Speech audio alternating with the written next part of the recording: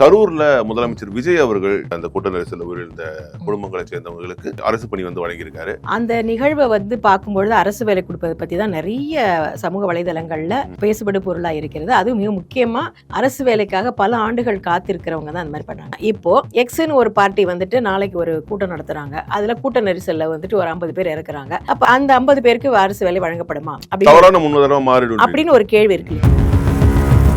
திரு விஜய் அவர்கள் இந்த கரூர் சம்பவத்தை விடாம இன்னும் அதோட லைம் லைட்லயே வச்சுக்கிறதுக்கான காரணம் என்னவா இருக்கும்? இல்ல அது முழுசான அரசியல் தான். அப்புறம் இன்னொன்னு வேற என்ன, அவர் விடாமன்னா அது அப்பப்பதான் பீரியாடிக்கா அவருக்கு வேணுங்க பண்ணிக்கிறாரு. இப்ப கூட எல்லாரும் என்ன நினைச்சாங்க, அவர் அங்க போயிட்டு அந்த மக்களுக்கு உண்மையான ஆறுதல் சொல்றதுக்காக போனதாக நினைச்சாங்க. ஆனா அவருடைய பேச்சு எல்லாமே இடைத்தேர்தலுக்கு ஓட்டு போடுங்கன்ற பிரச்சாரம் மாதிரி தான் இருந்தது. சோ இது ஒரு அரசியல் பொலிட்டிக்கல் டாக்டிக்ஸ் மாதிரி தான் அவர் இது பண்றாங்க. கீர்த்தனா மேடத்தோடைய ரீல்ஸ் அவங்க ஸ்கூல்ல போயிட்டு நிறைய போடுச்சு. உடனே என்ன சொன்னாங்க, உடனே அவர் இன்ஸ்டிடியூட் ஆஃப் ஆப்ஸ்டெட்டிக்ஸ் போயிட்டு பண்றாரு. இப்ப அதை நிறைய பேர் விமர்சனம் பண்ணாங்க. இது ஒரு டாக்டிக்ஸ், டைவர்ஷன் டாக்டிக்ஸ், அதை அப்படியே விட்டுட்டாங்க, இவர் போனதை பத்தி பேசுறாங்கன்னு சொல்லிட்டு. விஜய் என்றவங்களுக்கு தான் மக்களும் ஓட்டு போட்டிருக்காங்க அப்படிங்கிறது எல்லாருக்கும் தெரிஞ்ச விஷயம். அப்ப அவர் சொல்லணும்ல, இந்த மாதிரி சமூக வலைதளங்கள்ல நீங்க மிஸ்யூஸ் பண்ணக்கூடாது, போயிட்டு ஸ்கூல்ல ஹாஸ்பிட்டல்ல பண்ணக்கூடாது அப்படின்னு அவர் சொல்ல மாட்டேங்கிறாருங்கிறது ஒரு வருத்தமான விஷயம். சும்மா பேசி பேசி பிரச்சனையை வளர்த்துக்கிட்டு யார் மேலே அது பழியை தூக்கி போட்டுட்டு அப்புறம் மக்களை அம்போன்னு தெருவில் விட்டுட்டு இப்படிதான் ஒரு அரசியல் பண்ணணும்னா அந்த அரசியல் நமக்கு தேவையும் இல்லை, அதை நம்ம செய்யவும் போறதில்லை. Talk less work more mode தான், அதுதான் நம்ம பாலிசியே. ஒர்க் மோர் டாக் லெஸ் அப்படிங்கறத நம்மளுடைய பிரின்சிபல், அப்படியே போவோம் அப்படின்றது. ஆமா, அது ஒர்க் மோர் டாக் லெஸ்லாம் கிடையாது. பட் எப்ப பேசணும் அப்ப பேசித்தானே ஆகணும். நீங்க கரூர்ல அவர் பேசும்போது கூட லஞ்சம் வாங்க வேண்டாம், வாங்க கூடாது, அப்படி கொடுக்க கூடாது, அப்படி யாராச்சும் உங்களை கேட்டாங்கன்னா என் பேரை சொல்லுங்க அப்படின்னு சொல்லி அந்த இது பாராட்டுக்குரியது, வரவேற்கத்தக்க ஒன்று. என்னென்னமோ பண்றாங்க, இது ஏதோ பேசுறாங்க, சோஃபாங்கிறாங்க, வாஷிங் மெஷினுங்கிறாங்க. இந்த அரசியல் வியாபாரம் பண்றதுக்கான அந்த வெண்டிங் மெஷினே அவங்க தான். யாரு? இந்த திமுக. இப்ப லஞ்சத்துக்குனே பேர் போன சில அதிமுகவுடைய எக்ஸ் அமைச்சர்கள் எல்லாம் கட்சியில சேர்த்துக்கும் போது அப்போ பிஜேபி மாதிரி நீங்களும் வாஷிங் மிஷின் அரசியல் பண்றீங்களா அப்படிங்கிற மாதிரி இல்ல, நாங்க வாஷிங் மிஷின் கிடையாது, திமுக தான் உங்களோட வெண்டிங் மிஷின் அப்படின்ற மாதிரிலாம் பேசியிருந்தாரு. இல்ல அவர் சொல்லலாம், மக்கள் இன்னொன்னு கூட சொல்லுங்க, பேசுறீங்க, ஆனா நான் பேசினா ஒரு 5 நிமிஷம் குளத்தூர்ல பேசுறதுக்கே கொத்து போராட்ட போட்டாங்க அப்படின்றாரு. பரவாயில்ல, நிறைய பேசினா மொத்தமாவே ஃபுல் மெஜாரிட்டி வந்துரும்ல.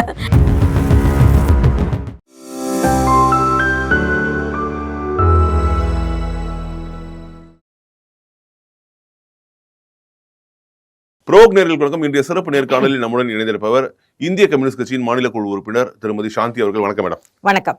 கரூர்ல முதலமைச்சர் விஜய் அவர்கள் நேற்று போய் பல்வேறு நிகழ்ச்சிகள்ல பங்கெடுத்து பல்வேறு விஷயங்கள் பண்ணியிருக்காரு. ரோட் ஷோ நடத்தியிருக்காரு, அரசாணை வழங்கியிருக்காரு. கரூர்ல பாதிக்கப்பட்டு உயிரிழந்த அந்த கூட்ட நெரிசல்ல உயிரிழந்த குடும்பங்களை சேர்ந்தவங்களுக்கு அரசு பணி வழங்கியிருக்காரு. அது மேலும் அவர் மக்கள் சந்திப்பு கூட்டம் ஒன்று நடத்தினாரு. அதுல பல்வேறு விஷயங்கள் பேசியிருக்காரு. அதுல நிறைய விஷயங்கள் அவர் பேசினது பேசு பொருளா மாறி இருக்கு. நிறைய ஆதரவான கருத்துகள் வந்துகிட்டு இருக்கு, நிறைய எதிர் விமர்சனங்களும் வந்துட்டு இருக்கு. உங்களுடைய பார்வைகள் இதுல கரூர் சம்பவம் நிகழ்ந்த பொழுது அவர் முதலமைச்சர் கிடையாது, இப்போது அவர் முதலமைச்சராக இருக்காரு.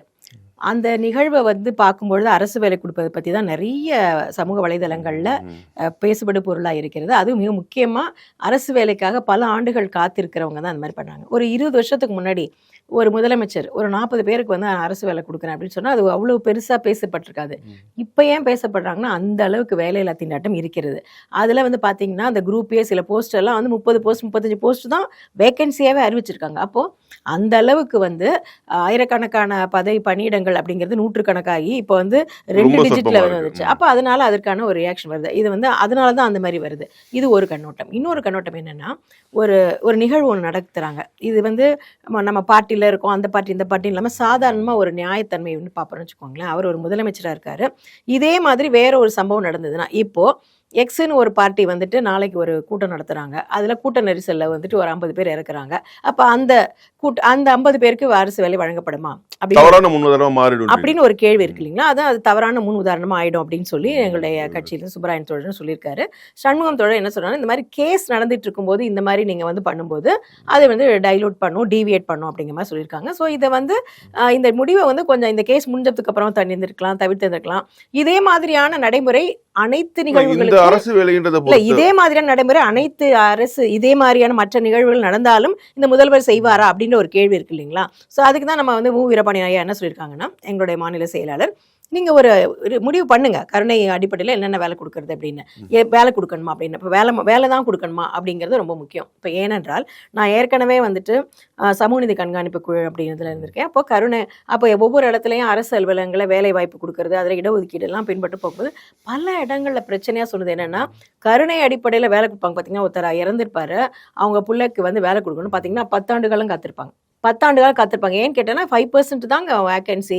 அந்த 5% வந்து ஜாப் கிரியேட் ஆகும்போது தான் கொடுக்க முடியும். நீங்க ஆசைப்படுற மாதிரிலாம் கொடுக்க முடியாது. அதுவும் இப்போ ஒரு பர்டிகுலர் கிரேட் 4 தான் கிடைக்கும். வெறும் சில போஸ்ட் தான் கிரேட் 3 அந்த மாதிரிலாம் வந்து குரூப் 3ல அந்த மாதிரி இருக்கு. அப்போ நிறைய ஏற்கனவே இருக்கு. அப்போ நலத்திட்டங்களை கொடுக்கும் பொழுது அது வந்து மற்றவங்களுக்கும் அதே மாதிரி சிமிலரா இருக்கிற மற்றவங்களுக்கும் அதை கொடுப்போமா அப்படிங்கறது பார்த்து கொடுக்க வேண்டிய பொறுப்பெல்லாம் அரசுக்கு இருக்கு. ஏன்னா அவங்கள தான் கேள்வி கேட்க போறாங்க. அப்ப நீ அவங்களுக்கு கொடுத்தல ஏன் எனக்கு கொடுக்கல அப்படின்ற மாதிரியான கேள்வி வருவதற்கான வாய்ப்பு இருக்கிறது. அதுதான் இப்ப தூத்துக்குடி சம்பவம். இப்போ ஒவ்வொரு சம்பவத்திலையும் இப்போ வந்துட்டு ஜபராஜ் அந்த மாதிரி ஒவ்வொரு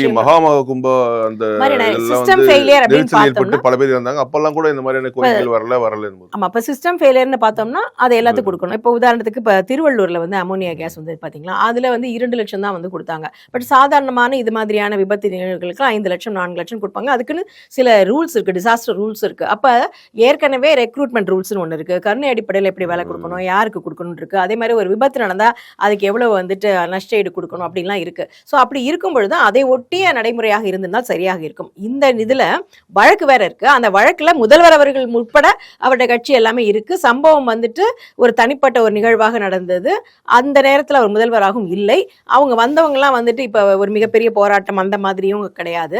அதனால வந்து இந்த பல்வேறு விமர்சனங்கள் வருகிறது. அதை அவர் தவிர்த்திருந்திருக்கலாம். இந்த அரசு பணின்றதை பொறுத்த வரைக்கும் பாத்தீங்கன்னா, எப்பயுமே அரசு பணின்னு இந்த மாதிரி கொடுக்கப்படும் பொழுது அவங்க முதல்ல வந்து டெம்பரரியா தானே போய் அங்க வந்து ஜாயின் பண்ணுவாங்க. நிறைய மெத்தட்ஸ் இருக்குங்க. அதுக்கப்புறம் தானே அது வந்து பர்மனன்ட் அந்த மாதிரி இதெல்லாம் போகும். எல்லாத்துமே வந்து 2 இயர்ஸ் வந்து பீரியட், ப்ரொபேஷன் பீரியட் இருக்கு. அது எல்லா நிரந்தர வேலைக்கும் அப்படிதான். ஸோ அது ரெக்ரூட்மெண்ட் ரூல்ஸ் நிறைய இருக்கு. நம்ம என்னன்னா ஃபர்ஸ்ட் இப்போ நான் சொல்லேன்ல, கருணை அடிப்படையில் ஒரு டிபார்ட்மெண்ட்ல ஒருத்தர் வேலை செஞ்சுட்டு ஒரு காவல்துறையில் ஒரு பணி புரிந்து காவல்துறையில் எவனோ வந்து கெட்டவர்கள் திருடர்கள் சுட்டு போயிட்டு அவங்களோட பிள்ளைங்களுக்கு வேலை கிடைக்கிறதுக்கு காலதாமதம் ஆகுது. அது எவ்வளவு பெரிய, அதுக்கு கூட ஒரு ஜட்மெண்ட் வந்திருக்கு. நீங்க வந்து கருணை அடிப்படையில் வேலை கொடுக்கணும்னு சொல்லிட்டு 10 வருஷம் கழிச்சு கொடுக்கணும். அந்த 10 வருஷம் அந்த புள்ள என்ன கஷ்டப்படும், படிக்க முடியாம வேலை செய்ய முடியாம அந்த மாதிரிலாம். ஸோ இது எல்லாத்துக்குமே வந்து ஏற்கனவே விதிமுறைகள் இருக்கின்றன. இந்த விதிமுறைகளை பின்பற்றி நம்ம ஒன்று செய்யணும். அல்லது புதுசா நம்ம ஏதாவது ஒன்று செஞ்சோம்னா இதே மாதிரியான சூழலுக்கு வேற ஒருத்தர் நடந்ததுன்னா அதுக்கும் இது அப்ளிகபிள் ஆகுமா அப்படிங்கிற ஒரு கிளாரிட்டி கொடுத்துட்டு பண்ணோம்னா இந்த மாதிரி விமர்சனங்களை எல்லாம் தவிர்த்துருக்கலாம். திரு விஜய் அவர்கள் இந்த கரூர் சம்பவத்தை வந்து விடாம இன்னும் வந்து அதை லைம் லைட்லயே வச்சுக்கிறதுக்கான காரணம் என்னவா இருக்கும்னு நினைக்கிறீங்க? இல்ல அது வந்து முழுசான அரசியல் தான். அப்புறம் இன்னொன்று வந்துட்டு வேற என்ன, அவர் விடாமன்னா அது அப்பப்பதான் பீரியாடிக்கா அவருக்கு வேணுங்க பண்ணிக்கிறாரு. இப்போ கூட வந்து எல்லாரும் என்ன நினைச்சாங்க, அவர் அங்க போயிட்டு அந்த மக்களுக்கு உண்மையான ஆறுதல் சொல்றதுக்காக போனதாக நினைச்சாங்க. ஆனா வந்து அங்க போயிட்டு அவருடைய பேச்சு எல்லாமே வந்து இடைத்தேர்தலுக்கு ஓட்டு போடுங்கன்ற பிரச்சாரம் மாதிரி தான் இருந்தது. ஸோ இது ஒரு அரசியல் பொலிட்டிக்கல் டாக்டிக்ஸ் மாதிரி தான் அவர் இது பண்றாங்க. எல்லாரும் அப்படிதான் பண்ணுவாங்க, அவரும் அப்படிதான் பண்றாரு. அங்க போயும் வந்து இன்னும் திமுகவை வந்து டார்கெட் செய்வது என்பதும் தொடர்ந்து வந்து திமுக ஒரு பேச்சு முழுக்க திமுகவை டார்கெட் பண்ணி தான் இருந்தது, செந்தில் பாலாஜி டார்கெட் பண்ணி தான் இருந்தது. ஆமாம், இது ஒரு பெரிய, இது வந்து சாதாரணமாக எல்லா அரசியல் கட்சிகளும் செய்கிற ஒரு டைவர்ஷன் டாக்டிக்ஸ். யாராவது ஒரு எதிரி வைக்கணும் இல்லையா, அப்போ தானே வரையும். இப்போ உதாரணத்துக்கு சட்டமன்றத்தில் எங்களுடைய கம்யூனிஸ்ட் கட்சியுடைய எம்எல்ஏஸில் நிறைய கோரிக்கைகள்லாம் வைக்கிறாங்க. அப்படிலாம் வைக்கும்போது அந்த கோரிக்கைகள்லாம் பதில் சொல்லணும். இப்போ சட்டமன்றத்தில் முதல்வர்கள் இறுதி நாளில் பதிலுரை அப்படின்னு அர்த்தம். அவர் நோட்ஸ் எடுத்தார்.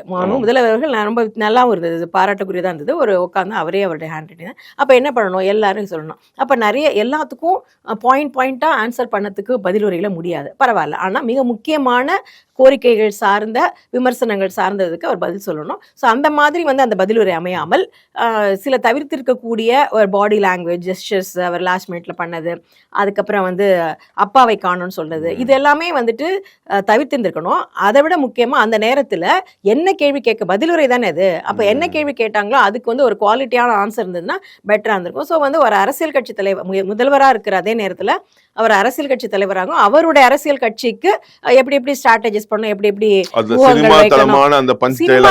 பொலிட்டிக்கலா தான் பண்றாங்க. சினிமா தரம்லாம் சொல்ல, இது வந்து அப்படி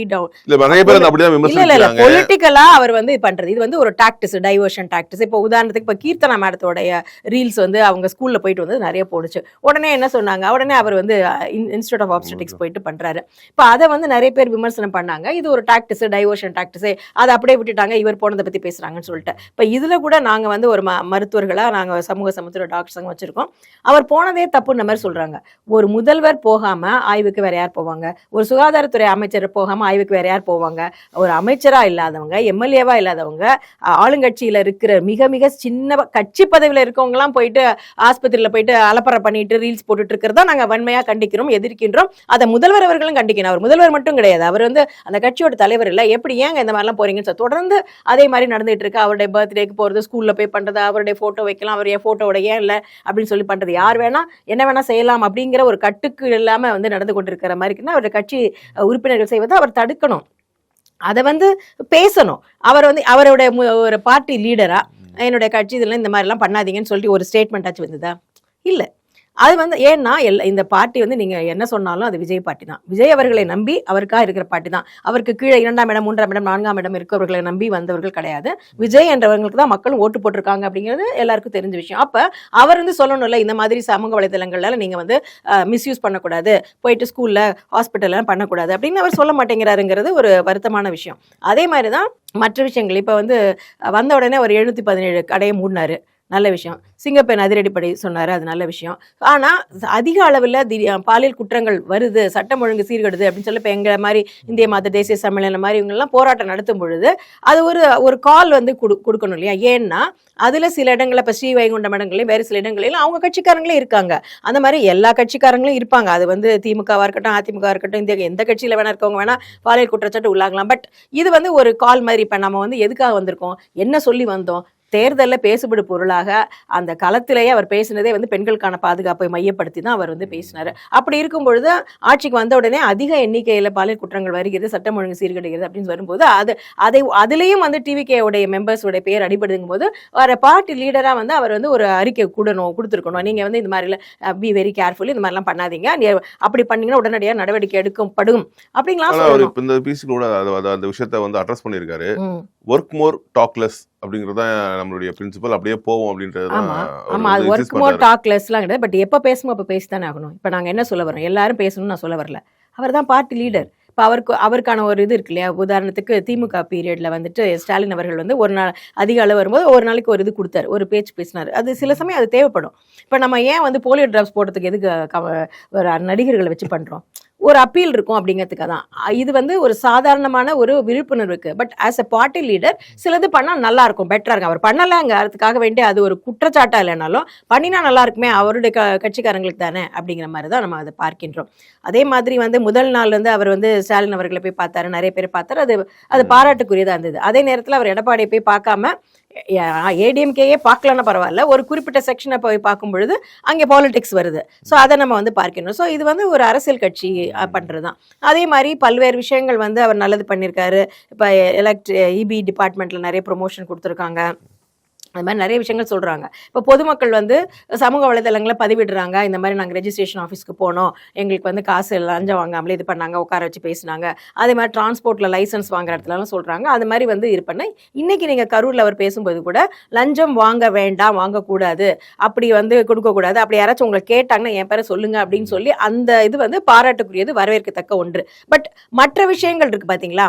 ஒன்று நல்லதுன்னா ஒரு இந்த பக்கம் ஒன்று பார்த்தீங்கன்னா, இப்போ லஞ்சத்துக்குன்னே பேர் போன சில அதிமுகவுடைய மாஜி எக்ஸ் அமைச்சர்கள் எல்லாம் வந்து கட்சியில் சேர்த்துக்கும் போது அப்போ வந்து பிஜேபி மாதிரி நீங்களும் வாஷிங் மிஷின் அரசியல் பண்ணுறீங்களா அப்படிங்கிற மாதிரி இல்லை. நாங்க வாஷிங் மிஷின் கிடையாது, திமுக தான் ஊழலோட வெண்டிங் மிஷின் அப்படின்ற மாதிரிலாம் பேசியிருந்தாரு.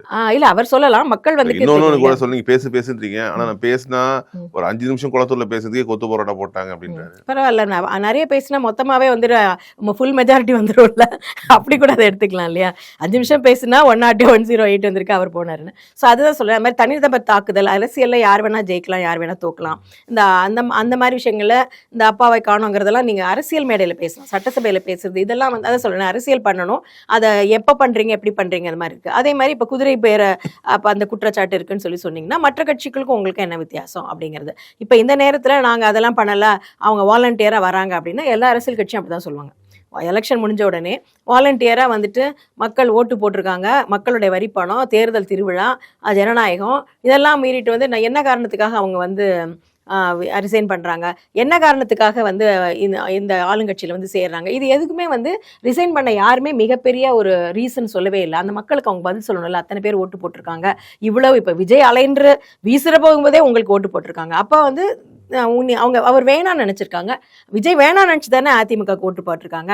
அப்படி இருக்கும் பொழுது அந்த நேரத்தில் நீங்கள் அந்த மக்களுக்கு வந்துட்டு என்ன சொல்ல வரீங்க அப்படின்லாம் இருக்குல்ல. ஸோ இதெல்லாம் வந்து அரசியலை தான் பார்க்கணும். என்னன்னா அவருக்கு ஒரு ஃபியர் இருக்கும் இல்லையா, நேச்சுரலி எனி பொலிட்டிக்கல் பார்ட்டி நம்ம வந்து ஒரு லெஸ் தேன் மெஜாரிட்டி நம்பரோட இருக்கோம், எவ்வளோ சீக்கிரம் நம்ம வந்து அந்த மெஜாரிட்டி நம்பருக்கு போகிறோமோ அப்படிங்கிற ஒரு முயற்சியில் அவர் இருக்காருங்கிறத பார்க்கின்றோம். ஆனாலும் அதை எப்படி பண்ணுறாங்க, யாரெல்லாம் நினச்சிக்கிறாங்க அப்படின்லாம் இருக்குது. இப்போ விஜயபாஸ்கர் அவர் சார் கூட ரிசைன் பண்ணி ஒரு குறிப்பிட்ட காலகட்டம் டிவிகேல வந்து சேராமலே தான் இருந்தார். அவங்க நிறைய பேர் இந்த காலதாமதம்லாம் சொல்லிட்டு இருந்தாங்க, யோசனை இருக்குன்னெலாம் சொன்னாங்க.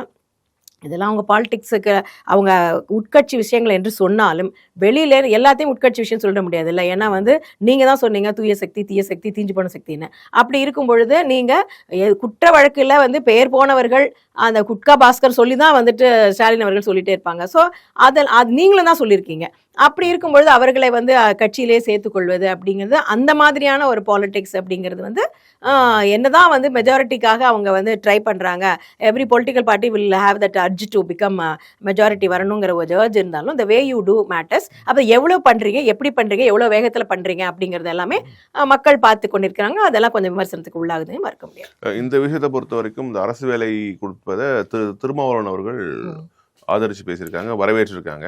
அதே நேரத்துல திமுகவும் டிவிகேவும் ஒரு பிஜேபிக்கு எதிரான ஒரு சக்தியா அந்த கொள்கையோட ஒன்றிணையும் ஒரு தேசிய அளவுல ஒரு ஃப்ரண்ட் ஒன்று ஃபார்ம் ஆகும்போது அதில் வந்து வரணும் இருக்காங்க. திரு மாணிக் தாக்கூர் உட்பட நிறைய பேர் அதை ரெசிப்ரோகேட் பண்ணியிருக்காங்க. இல்லை, அது வந்து ஒரு நல்ல விஷயம் தான். இது ஏனென்றால் பாஜக என்பது அவ்வளோ ஒரு மோசமான சக்தியாக இருக்குது. இப்போ உதாரணத்துக்கு என்னென்னா, ஒரு மருத்துவராக ஒரு பெற்றோராக நம்ம என்ன பார்க்குறோன்னா, சில மாநிலங்களில் அந்த பள்ளிக்கான உணவு திட்டம் பார்த்தீங்களா, அதுலேருந்து முட்டை எடுக்கிறாங்க.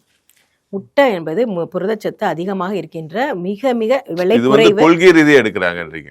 விலை குறைவான புரதம் அதிகம் நிறைந்த குழந்தைகளுக்கு ரொம்ப அவசியமான, எளிதாக ப்ரிப்பேர் பண்ணுற, ரொம்ப குக் பண்ணுறதுக்கு ரொம்ப கஷ்டப்பட வேணாம், ரொம்ப நல்ல உணவு, ஸ்கூலில் ஈஸியாக கொடுக்கக்கூடிய உணவு, கொடுத்துக்கிட்டே இருக்கிற ஒரு உணவு.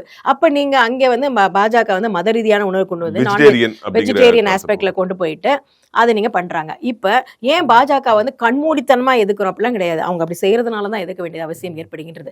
அதே மாதிரி புல்டோசர் பாலிடிக்ஸ்னு ஒன்று பண்ணிட்டு இருக்காங்க. என்னது இது, ஒரு தவறு நடக்குது அப்படின்னா அந்த தவறுக்கு வந்துட்டு குற்றங்களுக்கு வந்து எஃப்ஐஆர் ஃபைல் பண்ணுங்க, சார்ஜ் ஷீட் போடுங்க, வந்து கன்விக்ஷன் பண்ணுங்க. அப்படி இருந்ததுன்னா எல்லாத்துக்குமே ஆல்ரெடி எல்லா குற்றங்களுக்குமே தண்டனைகள் ஏற்கனவே இருக்கின்றன, வழிமுறைகள் இருக்கின்றன. இப்போ புதுசாக ஒரு குற்றம் எல்லாம் கிடையாது. அப்படி புது குற்றம் சைபர் குற்றத்துக்கு கூட போட்டிருக்காங்க. அப்போ நீங்கள் உடனே உங்களை எதிர்த்து பேசினா அவங்க கடையை வந்துட்டு புல்டோசர் போட்டு அடிப்பேன், வீட்டு பில்டோசர் பண்ணா அதுக்கு பேர் ஜனநாயகமா? அப்போ இதனால் அந்த மதத்தின் அடிப்படையிலும் ஜாதியின் அடிப்படையிலும் இந்த மாதிரியான மத வெறுப்பு கொண்டு வந்து இருக்கின்ற அரசை பிஜேபியை நம்ம எதிர்க்க வேண்டிய காலகட்டத்தில் நம்ம இருக்கோம். இது வேணும், நமக்கு யாராவது எதிரி வேணுங்கிறதே கிடையாது, மனித குலத்தில் ரொம்ப ரொம்ப முக்கியமான ஒரு விஷயம். அப்போ அந்த ஒரு பாசிச பாஜக அரசை எதிர்க்க வேண்டிய நேரத்தில் எல்லாரும் ஒன்றிணை வேண்டும் அப்படின்னு சொல்றது திருமாவளவன் சொல்வதும் மாணிக் தாக்கூர் சொல்றதும் ஏற்புடையதான். ஏனென்றால் அது வந்து இமேஜினேஷன் கிடையாது. இப்போ உதாரணத்துக்கு இதில் கேரளாவில் காங்கிரஸும் இவங்களும் சிபிஎம்மும் ஆப்போசிட்டில் இருக்காங்க. அவங்க ரெண்டு பேருமே ஏற்கனவே இந்தியா கூட்டணியில் இருந்தாங்க தானே. இது வந்து நடைபெற முடியாத இம்பாசிபிளான ஒரு விஷயம்லாம் கிடையாது. எதிரியை பொறுத்து, மேட்டரை பொறுத்து இஷ்யூ பேஸ்டாக தான் இருக்கணும். இப்போ இந்திய கம்யூனிஸ்ட் கட்சி போன்ற பொது உடைமை கட்சிகள் எப்பொழுதுமே இஷ்யூ பேஸ்டாக தான் இருப்போம். உதாரணத்துக்கு இப்போ நம்ம வந்து டிவிக்கோட வெளியிலேருந்து ஆதரவு கொடுக்குறோம். அப்போ அவங்க நல்லது செஞ்சால் நல்லதுன்னு சொல்லுவோம், கெட்டது செஞ்சால் கெட்டதுன்னு சொல்லுவோம். இப்போ சில 2 நாட்களாக முதலமைச்சர் அவர்கள் போயிட்டு அரசு மருத்துவமனைக்கு பார்வையிட்டது வந்து உடனே அவர் லேபர் வார்டுக்கு போயிட்டாருன்னு அப்படிலாம் இல்லைங்க. அது வந்து முன்னாடியே இன்க்ளூட் பண்ணிடுவாங்க, சொல்லிடுவாங்க எங்கே வராங்கன்ட்டு. லேபர் வார்டுங்கிறது டெலிவரி பார்க்குறான்னா அவர் அங்கே போகலை, டெலிவரிக்கு அப்புறம் எனக்கு அடுத்து போகிறாரு. அப்புறம் அப்படி போனால் தான் நடக்கும். இப்போ நாங்களுமே அரசு வேலையெல்லாம் பார்த்துருந்துருக்கேன். யூஸ்வலாக இந்த மாதிரியான கவர்மெண்ட் அஃபிஷியல்ஸ் வரும்பொழுது எங்களுடைய கோரிக்கைகள் என்ன சொல்லணும்னு நாங்கள் வச்சுருப்போம். ஏன்னா வந்து ஒரு இந்த மாதிரி எங்களுக்கு 150வது ஆண்டு வருது, 100வது ஆண்டு வருது, எங்களுக்கு ஒரு எக்ஸ்க்ளூசிவாக ஒரு பில்டிங் இருந்தால் பரவாயில்ல, சிறப்பாக ஒரு இன்ஸ்ட்ருமெண்ட் இருந்தால் பரவாயில்ல, இதுக்கு இத்தனை கோடி வருது. இப்போ நானே ஏற்கனவே வந்து மாசையாட்ட கூட சொல்லியிருந்தேன், நான் மெட்ராஸ் மெடிக்கல் காலேஜ் தான் தி பெஸ்ட்டு, நான் படித்த மருத்துவக் கல்லூரி அப்படின்னு இல்லாமல் தமிழ்நாட்டிலேயே the best college Madras medical college, அங்கே வந்து ரோபோட் வந்து இல்லை. ஆனால் பார்த்தீங்கன்னா ஓமந்தூரார் மெடிக்கல் காலேஜ் ரோபோட் இருக்குது, அதை நாங்கள் வரவேற்கிறோம். ஓமந்தூரால் இருக்கக்கூடாதுங்கிறது கிடையாது. பட் எம்எம்சிங்கிறது வந்து ஹிஸ்டாரிக்கலி வெரி வெல் நோன்னு, ஸ்டான்லிங்கிறது வெல் நோன்னு. இப்போ அங்கே ரோபோட் எங்களுக்கு வந்து வேணும் அப்படின்னு நான் கோரிக்கை வச்சிருக்கேன். அது வந்து அவருக்கு அப்போ மாசையாட்டம் கிடையாது, இப்பயும் நாங்கள் வைக்கிறோம். அப்போ இந்த மாதிரியான கோரிக்கைகளை நீங்கள் எப்போ வைப்பீங்க?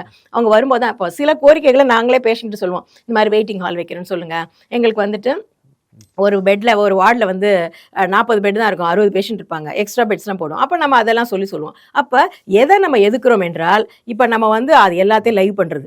ஒரு முதலமைச்சர் ஒருத்தர் ஹாஸ்பிட்டல் போகிறோன்னா அப்படியே லைவ் பண்ணுறது, அப்படியே வீடியோ எடுக்கிறது, அதை போடுறது. அப்போ கள ஆய்வு என்பது வேறு, அதை லைவ் பண்ணுறதுங்கிறது வேறு. அப்போ இந்த இடத்துல ஒரு கிளாரிட்டி வேணும். அப்போ அவர் போகவே கூடாது அப்படின்னு சொல்லி அரசியலாக பார்க்கக்கூடாதுன்னு சொல்ல வரும். அந்த ஸ்ட்ராட்டஜைஸ் பண்ணியிருக்காங்க, ரூட் மாஃபியா பண்ணுது, நேரேட் பண்ணுறாங்க, கீர்த்தனாக்காக அவர் போனார் அப்படிங்கிறது அரசியல். பட் அதே நேரத்தில் அவர் போனதே தப்புன்னு சொல்லக்கூடாது இல்லையா? அதனால விஷயங்களை தெளிவாக பார்க்க வேண்டிய அவசியம் இருக்கிறதுன்னு சொல்லுவோம். நீங்க சொல்றது தேசிய கட்சிகளான காங்கிரஸ், கம்யூனிஸ்டுக்கு அது வந்து பொருத்தமா இருக்கும். ஆனா தமிழ்நாட்டை பொறுத்த வரைக்கும் இருதுருவ அரசியலே வந்து பழகப்பட்ட ஒரு மக்கள். இப்போ திமுகவை எதிர்த்து தான் விஜய் கட்சி தொடங்குறாரு, திமுகவை தீய சக்தின்னு சொல்லி தான் ஆட்சிக்கு வராரு. அப்படி இருக்கும்போது திமுக டிவிக்கு இன்னைக்கு பாலிடிக்ஸே மாறிடுச்சு. ஏடிஎம்கே இன்னொரு பக்கம் 3வது இடத்துக்கு போனதுக்கு அப்புறம் டிவிகே வெர்சஸ் டிஎம்கேன்ற ஒரு பாலிடிக்ஸ் நடுவுல இவங்க 2 பேரும் ஒன்னா சேருங்க பிஜேபிக்கு எதிராக அப்படின்றது எந்த விதத்துல நியாயமா இருக்கும்? எப்படி வந்து சொல்றதுலயே ஒரு கான்ட்ரடிக்ஷன் இருக்கு. என்னன்னா, அவர் என்ன சொன்னார் விஜய், அவர் வந்து திமுக தீய சக்தின்னு சொல்லி வந்தாரு, அது மாற்றுக்கருத்து இல்லை. ஆனா அவர் இன்னொன்னு சொன்னாரு, திமுக அதிமுக இவங்க 2 பேர் தான் இருக்கணுமா, வேற யாரும் இருக்கக்கூடாதா அப்படின்னு சொல்லி சொன்னார். சரிங்களா? அப்போ பைபோலார் பாலிடிக்ஸ் மட்டுமே இருக்கக்கூடாது, இவங்க இல்லைன்னா அவங்க, அவங்க இல்லைன்னா அவங்க 2 பேரும் கூட்டணி, இந்த மாதிரியான நிறைய குற்றச்சாட்டுகளை விமர்சனங்களை அவர் வச்சிருக்காரு. அப்போது பைபோலார் பாலிடிக்ஸ் இருக்கக்கூடாது அப்படின்னு சொல்லி தான் அவர் வந்தார். அன்ஃபார்ச்சுனேட்லி அவர் வந்து இப்போ என்னன்னா வேறு மாதிரி பேசுகிறாங்க. அவர் டிவிகேவோட சேர்ந்த சில அமைச்சர்கள் என்ன சொல்கிறாங்கன்னா, அதிமுகவும் டிவிகேயும் ஒன்று, அது மாதிரி வந்து பேசுகிறாங்க. இது ரொம்ப வித்தியாசமாக இருக்குது. ADMK is entirely different political party which is there for since decades. TVK புதுசாக வந்தது. ஆனால் அவங்க என்ன சொல்கிறாங்க, நாங்களாம் ஒன்று தான், நாங்கள் வந்து அதிமுகவை நாங்கள் கரைக்கல, அதிமுகவும் டிவிக்கும் ஒன்று தான். It's different narration which was, அவங்களே அதை சொல்லலை. அவங்களே என்ன சொன்னாங்க, அவங்க ஒன்று இவங்க இருக்கணும், இல்லை அவங்க இருக்கணும், வேற யாரும் இருக்கக்கூடாதா, வேற யாரும் நாட்டை ஆளக்கூடாது, அந்த மாதிரி சொன்னாங்க. இப்போ வந்து அவங்களே வந்து டிவிகே வர்சஸ் டிஎம்கே மட்டும்தான் இருக்கணும், ஏடிஎம்கேன்னு ஒரு பொலிட்டிக்கல் பார்ட்டி இருக்கக்கூடாது, பைபோலார் பாலிடிக்ஸே இருக்கக்கூடாது. அப்போ நீங்கள் அவரே சொல்லும்போது பைபோலார் பாலிடிக்ஸ் இருக்கக்கூடாது, ஒரு தேர்ட் ஃபோர்ஸ் வரணும்னு சொல்லுவீங்க. அப்போ நீங்கள் வந்ததுக்கப்புறம் பைபோலார் பாலிடிக்ஸ் தான் இருக்கணும் அப்படின்னு சொல்வது ஏற்புடையது அல்ல அப்படிங்கிறது ஒன்று. இன்னொன்று வந்து என்னன்னா, எதிரியுடைய பலத்தை வச்சு தான் நம்ம வந்து ஒரு பிரச்சனையை பார்க்கணும். ரீஜனல் பார்ட்டியா அந்த பார்ட்டியா நேஷனல் பார்ட்டியாங்கிறது மேட்டர் கிடையாது. இன்னொரு விஷயம் என்னன்னா, திமுகக்குன்னு ஒரு பாரம்பரியம் இருக்குது. திமுக கிட்ட நிறைய எம்எல்ஏ எம்பிஸ் இருக்காங்க, தொடர்ந்து வந்து அவங்க ஜெயிக்க முடியுது. அது அவங்களுடைய திமுகவுடைய பாஜக எதிர்ப்பு அரசியல் அப்படிங்கிறத, அவங்களுடைய கொள்கையை வந்து மக்கள் வந்து நம்புறாங்க, கன்வின்ஸ் ஆகிறாங்க. ஆமாம் இவங்க வந்து இருக்காங்க அப்படின்னு. எப்படி வந்து இடதுசாரிகள் வந்து பாஜக எதிர்ப்பு கொள்கையிலேருந்து மாறுபடவே மாட்டாங்க அப்படிங்கிறது எப்படி உறுதியாக இருக்கும், அதே மாதிரி ஓரளவு திமுகவும் அப்படி தான் இருக்கும் அப்படிங்கிறத மக்கள் நம்புறாங்க அப்படிங்கிறது தான். பிஜேபி தமிழ்நாட்டுக்கு கொண்டு வந்ததே ஆமா, எல்லாருக்குமே வரலாற்றுல எல்லாத்துக்குமான எவிடன்ஸ், எல்லாத்துக்குமான சான்றுகளும் இருக்கிறது. பட் ஒவ்வொரு பீரியட், இப்ப இன்னைக்கு இருக்கிற கரண்ட் ட்ரெண்ட் எல்லாம் அவங்க வந்து எதிர்த்திருக்காங்க. இன்னைக்கு சினாரியோ ஒவ்வொரு period scenario, not one days. அதனால சொல்றோம், அது வந்து இதெல்லாம் மக்களுடைய கருத்துல தான் சொல்றேன். இப்ப தொடர்ந்து பல தேர்தல்கள்ல அவங்க ஜெயிச்சிருக்காங்க. அந்த தேர்தல்களில் திமுக வைத்த மிக முக்கியமான பாயிண்ட் என்ன அப்படின்னா, பாஜக எதிர்ப்பு அரசியல் தான். அது வந்து எம்பி எலெக்ஷன் இருந்தாலும் அதுதான் சொன்னாங்க, எம்எல்ஏ எலெக்ஷன் தான் சொன்னாங்க. அது உண்மைதான். ஏன்னா இப்ப நீங்க வந்துட்டு 100 நாள் வேலை திட்டத்துக்கு பணம் வேணும்னா அங்கதான் போகணும், நீங்க வந்து மாநில அரசு கொண்டு வரீங்க. சோ அந்த மாதிரி ஒவ்வொரு விஷயமும் நம்ம வந்து இப்ப நீங்க 2-3 நாட்களாக 462 மருத்துவ எம்பிபிஎஸ் இடங்கள் போகுது. ஒன்றிய அரசுடைய கொள்கை தான் வந்து பிரச்சனை. அப்ப எல்லா இடத்துக்கும் ஒன்றிய அரசை வச்சுட்டு இருக்கு, மாநில அரசுடைய ஒரு உரிமையே இருக்கக்கூடாது. மாநில கூட்டாட்சிங்களுக்கு எதிராக ஒரு பெடரல் சிஸ்டத்துக்கு எகெயின்ஸ்டா வந்து பிஜேபி நடந்து கொண்டு இருக்கிறது. அதுதான் நம்ம நீங்க நிதி ஆயோக் வரும்போதே தெரியும்ல, ஏற்கனவே இந்த பிளானிங் கமிஷன் இது பண்ணிட்டு நிதி ஆயோக் பண்ணாங்க. ஸோ எப்படி பண்ணா மாநிலங்களுக்கான உரிமை போய் மாநிலங்கள் எல்லாம் மாவட்டங்கள் ஆகிற மாதிரி பண்றாங்க. ஸோ அந்த அளவுக்கு பிஜேபி டிஎம்கே உடைய ஆன்டி பிஜேபி பாலிசிஸ் வந்து ஸ்ட்ராங்கா இருக்கிறதா மக்கள் நம்பி தான் பல இது போட்டிருக்காங்க, ஓட்டெல்லாம் போட்டிருக்காங்க. தொடர்ந்து தேர்தல்களில் வந்து அவங்க ஜெயிச்சிருக்காங்க. அதிமுக தோற்று போனதுக்கு மிக முக்கியமான காரணம் வந்து அவங்க பிஜேபியோட இருந்தது அப்படிங்கிறது வந்து அதிமுகவே இருக்கவங்களே சொல்லியிருக்காங்க. ஸோ இந்த நேரத்தில் இந்தியா கூட்டணி அப்படிங்கிற மிக முக்கியமான நோக்கம் வந்து இந்தியாவை காப்பாற்றுவது, பாஜகவுடைய பிடியிலிருந்து இந்தியாவை காப்பாற்றுவது. அதில் வந்து ஒன்றுபடுவது என்பது தவறில்லை. அதுக்கு தான் வந்து அது வந்து உண்மையான நோக்கத்தோட இருக்கும்பொழுது தவறில்லை. ஆனா விஜய் வந்து அந்த அளவுக்கு ஒரு ஆன்டி பிஜேபி ஸ்டாண்ட்ல ஸ்ட்ராங்கா இதுல நீங்க இருக்காரு. இன்னொரு பாயிண்ட் நான் சொல்றேன், நீங்க சொன்னதுலேயே சொல்றேன். அப்ப இவங்களும் அவங்களும் சேர முடியுமான்னு கேட்டீங்க. இப்ப ஆர்எஸ் பாரதி அவர்கள் வந்து சொன்னாரு, நாங்க 2 பேரும் பங்காளி தானே, நாங்க 2 பேரும் சேரக்கூடாது அப்படின்னு ஏன் சொல்றீங்க? சேரக்கூடாதா? சேர்னா என்ன தப்பு அப்படிங்கிற ஆர்எஸ் பாரதி அவர்களே such senior political person is telling that. So இது மாதிரியான விஷயங்கள்ல இந்தியா தான் நமக்கு முக்கியம், நம்ம நாடு தான் நமக்கு முக்கியம். அந்த நாட்டை வந்து துண்டாடுகின்ற ஒரு மதவெறியை எழுப்புகின்ற ஒரு அரசியல், ஒரு பாசிச பாஜக அரசாங்கத்தோட பிடியில நாடு இருக்கிறது. அப்ப மாநிலங்களுடைய உரிமை வந்து ஒவ்வொன்றுத்திலையும் போகிறது. அந்த நேரத்துல நம்ம இந்தியாவை காப்பாற்றுவதற்காக ஒரு ஒற்றை குறிக்கோளோட ஏற்கனவே காமன் மினிமம் ப்ரோக்ராம் அஜெண்டாஸ்லாம் இருக்கு. ஸோ அதனால வந்து சேர்வது ஒன்றும் அதிசயம் இல்லை, ஆச்சரியம் இல்லை, வித்தியாசம் இல்லை, ஒரு தேவை. ஆனா திரு விஜய் அவர்கள் ஆன்டி பிஜேபி ஸ்டாண்ட்ல இந்த அளவுக்கு ஸ்ட்ராங்கா இருப்பாருன்ற ஒரு நம்பிக்கை உங்களுக்கு இருக்கா? அது வந்து அவர் சொன்னது. அந்த நம்பிக்கை, அவர் சொன்ன விஷயத்த அவர் காப்பாற்றுவது, அது எல்லாமே அவருடைய இதுதான். ஏனென்றால் அரசியலை வந்து அப்சர்வ் பண்ணிட்டு இப்போ நம்ம பேசும்போது நிறைய விஷயங்களை வந்து பேசணும். நீங்கள் வந்து லஞ்சம், நாங்கள் லஞ்சம் வாங்க மாட்டோம், அப்புறம் தூய சக்தி தீய சக்தினா சொன்னீங்க. இப்போ நீங்கள் ஒரு பர்டிகுலர் பார்ட்டிலேருந்து நீங்கள் எல்லாரையும் இது பண்ணிகிட்டே இருக்கீங்க அப்படின்னு சொல்லி வரும்பொழுது நேச்சுரலி வந்து நம்ம அதை பார்க்குறோம். அது அந்த மாதிரி பார்க்கும்பொழுது பாஜக எதிர்ப்பு கொள்கையில் அவங்க உறுதியாக இருக்கிறார்களா, நாங்கள் உறுதியாக இருக்கிறோம் என்பதை அவருடைய செயல்பாட்டின் மூலம் காண்பிக்க வேண்டிய பொறுப்பு வந்து அவருக்கு தான் இருக்குது. அதுலேருந்து அவர் மாறுபட்டாலோ டைலூட் ஆனாலும் அதை மக்கள் அப்சர்வ் பண்ணி அதுக்கான இது கொடுப்பாங்க. அப்படியே மாறினாலும் தட் வில் பி அப்சர்வ்ட். ஏன்னா இப்போ கூட நீங்க டிஎம்கே வந்துட்டு நீங்க பாருங்க, ஒரு நிறைய சமூக வலைதளங்கள்ல வந்துட்டு இருக்கு. டீலிமிட்டேஷன்ல வந்து அமித்ஷா வந்துட்டு திமுகவோட பேசிட்டாரு, அவங்க வந்து டீலிமிட்டேஷனுக்கு சப்போர்ட் பண்ண போறாங்க, சப்போர்ட் பண்ணலாம் அட்லீஸ்ட் ஆப்சென்ட் ஆயிடுவாங்க, அந்த மாதிரி நிறைய விஷயங்கள் வருது. இப்போ எல்லாமே இப்போ அது வந்து அது நடந்தா தானே நம்ம இது பண்ண முடியும். அப்போ நடக்கலன்னா அது அப்போ அவங்க ஸ்ட்ராங்கா தானே. இது வரைக்கும் நம்ம வந்து டிஎம்கே வந்து ஆன்டி பிஜேபி எதிர்ப்பு ஸ்ட்ராங்கா இருக்காங்க. பட் நிறைய விஷயங்கள் வந்து வந்துட்டு இருக்கு, ரூமர்ஸ் நிறைய வரும், வதந்திகள் நிறைய வரும். அதே மாதிரி விஜய் பத்தி விஷயங்கள் வதந்தியாகவும் இருக்கலாம். அது வந்து அவருடைய செயல்பாடு தான் உறுதிப்படுத்தும், நிரூபணமாக காண்பிக்கும். இல்லை கடைசியாக என்ன கேள்வி இருக்குது அப்படின்னா, இந்த விஷயத்தில் சமீபத்தில் இந்தியா கூட்டணி கட்சி தலைவர்களாக ஒன்று கூடி பேசிட்டு ஒரு ஹைகோர்ட் நீதிபதிக்கு, அதாவது சுப்ரீம் கோர்ட் நீதிபதிக்கு ஒரு கடிதம் வந்து மனு வந்து கொடுக்குறீங்க. கிட்டத்தட்ட அதில் 24 கட்சிகள் வந்து கையெழுத்து போடுறாங்க. இந்தியா பிளாக்லேருந்து வெளியேறிய திமுக அதில் கையெழுத்து போட்டிருக்காங்க. ஆம் ஆத்மி இந்தியா கூட்டணியில இல்ல, அந்த பிளாக்ல இருந்து அவங்களும் வந்து கையெழுத்து போட்டிருக்காங்க. ஆனா திரு விஜய் அவர்கள்ட்ட யாரும் இதை கேட்கல. அவருக்கு எம்பி இல்லைன்ற ஒரு காரணமா இருந்தாலுமே கூட எம்பிக்கள் இல்லாத கட்சிகளும் அதுல வந்து கையெழுத்து போட்டிருக்கும் பொழுது ஏன் விஜய்கிட்ட வந்து அதை கேட்கல? அதுதான் இப்ப கேட்கிறோம். அதுதான் இப்ப போடலங்கிறதான் பாயிண்ட். இப்ப அவர் ஏற்கனவே அதுல கையெழுத்து போட்டிருந்தாருன்னா திருமாவளவன் ஐயா வந்து இப்படி சொல்லியிருக்கணும்னு அவசியம் இல்லை. There is a need. இப்ப நீங்க அதை புரிஞ்சுக்கோங்க. நீங்க தானே சொல்றீங்க நாங்க கொள்கை எதிரின்னு சொல்றீங்க, you also come in to this அப்படின்னு நம்ம சொல்றோம். அதை தான் நம்ம சொல்லிட்டு இருக்கோம். இப்போ சில விஷயங்களை வந்து வெளிப்படையாக சில பேர் சொல்லுவாங்க. உதாரணத்துக்கு திருமாவளவன் சார் என்ன சொல்லுவார், பிஎம்கே இருந்தால் நாங்கள் இருக்க மாட்டோம், ஓப்பன் ஸ்டேட்மெண்ட் ரிப்பீட்டடாக சொல்லுவார் அவர்.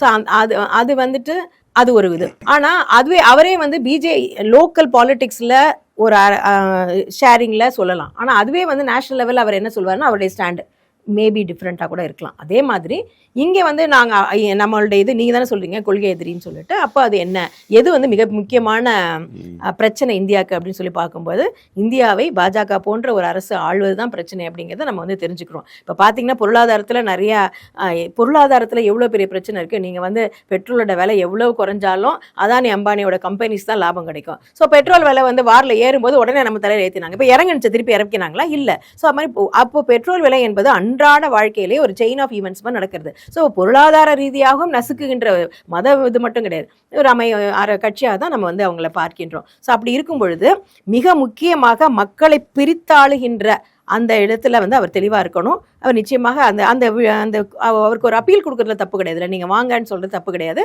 அதை அவர் கன்சிடர் பண்ணணும். மிக்க நன்றி மேம், உங்களுடைய கருத்துக்கள்.